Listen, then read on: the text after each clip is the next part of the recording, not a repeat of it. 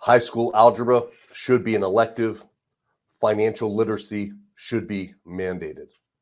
I'll get into about a half dozen reasons why this is the case, but one sentence, and I think you'll have a good indication of one of the major reasons why. High school level algebra is used by less than 10% of people in the workforce, and the skills somebody learns in math do not apply to other areas of their life, while financial literacy benefits 100% of students, and what they learn there can have a vast impact on many areas of their life. Before I get into the other details, let me give you a background on algebra. And back in the mid-1800s, Harvard made this an admission requirement, and high schools followed suit by making algebra a mandated course. This largely went unchanged over the century plus. And in the 1950s, there was a little change when America was competing with Russia for the space race. There's about 20 years math was taught differently. After that ended, we went back to the old form of algebra, and that stayed the same until recently with Common Core requirements. And nowadays we're seeing many states starting to drop those requirements in favor of algebra taught 100 years ago. So since the early 1900s, a lot has changed in the world. We have flushing toilets, cars, not only cars, we have cars that drive themselves. We have AI, we have technology, computers. We have all this thing that's changed rapidly, and yet we're teaching the same subject for over the last century. And even the topics that have been taught over that remain the same. I'm going to read these because I completely forgot everything I learned in high school algebra. Things like linear equations, solving inequalities, and quadratic equations are just some of the basic algebra principles that students are forced to learn today, and they'll never need in their life for the vast majority of those students. And hey, can you put the chart on we were looking at before with the equations? Perfect. So this is, I had them pull together just some basic things from a basic algebra book. These are some of the things that our high school students need to learn. And there's 4 of us here now, and we were all going through this joking and laughing. None of us could do even one of the equations. Me personally, I would not even know where to start. And these are more of some of the basic algebra principles that are being taught. So when we look at this, and you ask yourself, with these equations on the screen now, are you able to calculate any of those? I'm just curious, and you can add it to the comments. I'm curious if you need these. Now, some people will, engineers, other people, but for the vast majority of people, they don't need it. In fact, less than 10% of people in the workforce use advanced algebra, high school level or above. And that's a very conservative figure. I'll put the research up there. One data point says 5%, one says 6%, another came in at 11%. So definitely in the single digits, people don't utilize algebra in the workforce. Additionally, most people never use even basic algebra learned in middle school. And the most simple form of algebra is solving for unknown variables. So if you, for example, if your car holds 10 gallons of gas and gas is $5 a gallon, you'd be able to compute that it takes $50 to fill that up. Again, that's middle school algebra, and I think that's the highest level of mathematics most people will ever need in their life, and the data shows that. Now, so when we look at big picture, high schools are wasting 90% of the students in the classroom's time. They're wasting their energy, and they're wasting their focus on a topic they'll never need and they'll never benefit from. Now, when I do say this, I do get kickback from the math professors and the educators out there. The reason they give me are a few, and I'm going to highlight these because I want to debate these very clearly. The first thing is that math isn't just math. They're teaching critical thinking skills. This is what the math instructors tell me. Hey, we're teaching critical thinking skills that will benefit these students when they move out and they go in the real world. Now, a basic education principle is near transfer of learning and far transfer of learning. Near transfer of learning is, hey, they're able to build on skill sets they learn in math to apply it towards more advanced math problems. That works just fine. Their argument is they're developing critical thinking skill sets they can apply to other areas of their life, and that's absolutely false. That's called far transfer of learning, and study after study has proven that does not work, and when it does, it's a very rare occurrence. So far transfer of learning means, hey, I develop a critical thinking skill set doing math, and now I can apply it to financial planning, or maybe something in a relationship. I'm trying to think through an issue, or maybe it's a political thing they're trying to think through, right? That does not work. It's called far transfer of learning. And it's sad when educators bring that up because they don't even know the basic education principles of far transfer of learning. So that does not apply. Again, math, if you're building math critical thinking skill sets, it only applies to math.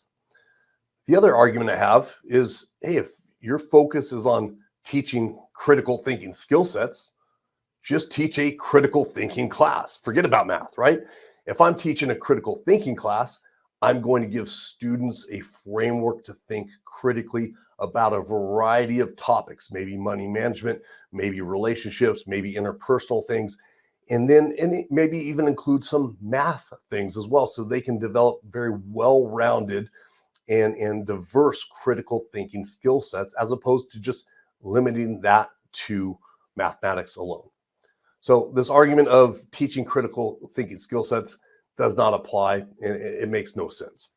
Second thing they say is, well, there's a lot of STEM jobs out there. We need to prepare students for those jobs because they're higher paying and they're in demand. I agree. Students that are good in math and science should pursue those opportunities, but that's why it's important to make math an elective. If we look at the picture of STEM jobs out there today, there's about 6% of jobs that you would classify as STEM related jobs. So it's not a huge amount. But when we look at financial service jobs out there today, that represents about 5% of the jobs available. And that is also higher paying and in demand. So why are we prioritizing and monopolizing high school level math that students have to spend 3 years in that most will never use, right? When we can teach them a concept in lessons about personal finance that will apply to everybody. And in addition, there's a great amount of opportunities in the financial service job market. The other thing that's coming up is technology. Technology is doing a lot of the math for us. So there's this innovation where mathematicians and those people that have advanced knowledge of math aren't as needed because technology is taking over and handling a lot of that, right? So we have a few things there, but the key thing is, again, these are the main arguments that math teachers give me. There's no far transfer of learning. It doesn't occur. Let's just teach critical thinking skill sets if that's the goal of math. And there's almost an equal amount of jobs in the financial industry as well, which would make financial literacy a priority in schools. Now, besides all that, there's some major problems with algebra that financial literacy does not experience. Number one, algebra in high school is a leading cause of stress. It's the class most students fail and the leading cause of dropout. So the main reason people drop out is specifically because of algebra. And we all know that having a high school diploma is the biggest indicator of upward mobility, and it's critical our youth are getting that diploma. It's really important today, even though some of the concepts they're learning aren't critical, it's important they're getting that paper to showcase that. And math is just an unnecessary stumbling block for many of those people. Second, we have a lack of interest. There's a huge lack of interest in learning algebra. I was one of them. I was good up until my freshman and sophomore year. Then I realized none of this stuff applies to me. I'm never going to need this. Why am I learning this? I talk to students all across the country, high school level, college level, and they express the same things. And when there's not a willingness and an interest in learning, there's no reason. And so all they're doing is studying for the test. They're not internalizing or truly benefiting from what they're studying. So there's lack of interest. It's demotivator. It makes people not want to go to school and do all those things.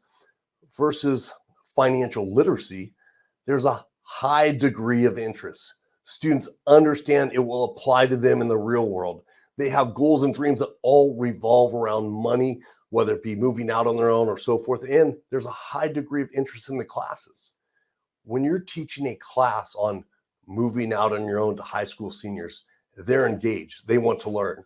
When you're teaching how to pay for college to college-bound students, they're engaged. They want to learn. When you're teaching how to buy a car to sophomore juniors, they're engaged. They want to learn. There's a high degree of interest there, and it can be especially enhanced with a high quality educator leading the class. This also spills over into learning loss. When there is a lack of interest in any type of topic, right, your learning loss is going to be much steeper. For those that aren't familiar with learning loss, that is basically how long you're retaining or forgetting information after you learned it. And studies show if you're not able to apply what you learn and use it on a regular basis, your learning loss will be pretty steep. In fact, after a year of not applying something that you've learned and have a very low level of knowledge on, you'll likely forget the majority of that. In fact, go back to those questions we put up on the screen earlier. Do you remember any of that?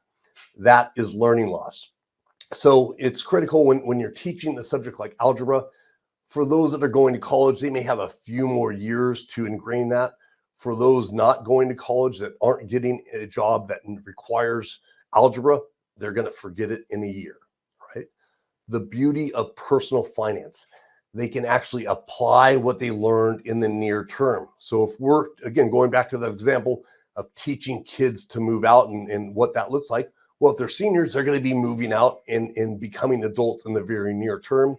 And in that classroom, we can have them actually doing the things that will prepare them to move out and having them start to apply the things they've learned, whether it be opening up their accounts, whether it be getting them to calendar when they should check their credit, whether it should be, hey, working on a budget, getting a job, all these things that they can apply in the near term. Again, after you graduate from high school, if you're not going to college, math is nowhere. Money is everywhere. So we can have much greater success and really eliminate a lot of the learning loss when we're teaching financial literacy, as opposed to a subject like math that doesn't apply. So again, just to cover the reasons why we should dump algebra as a high school requirement and make it an elective for those people that have an interest and that want to get those jobs that require algebra is easy. One, most people will never need it in their life. It's a waste of kids' time in school that don't need that. It's an unnecessary hurdle for graduation, unnecessary thing for stress. And financial literacy offers a huge amount of benefits. Number one, it benefits 100% of students instead of less than 10%. Right there, logically, the entire curriculum should be reformed based off that. Second, there's interest in learning. They can apply it, and it's something that will help them meet their core human needs: safety, security, relationships, self-esteem, where math doesn't do any of that. So I'm calling on the college system to change your requirements for admission. I'm calling on schools to adopt current and modern day curriculum that will truly benefit students in today's age, and politicians to make the changes necessary on the legislative front to change and reform our school system. Our kids are graduating without even a resume, not knowing how to interview, not having a money management plan, getting into early credit card debt because they're not taught about it, getting into student loan debt. There's major problems they're facing today. $1.7 trillion student loan debt, $1 trillion+ credit card debt that's impacting our kids. It will put them behind the 8 ball. I was one of the people there. You may be there too, but time is now to reform our subjects and help our students get real world skills that will benefit them in today's modern society.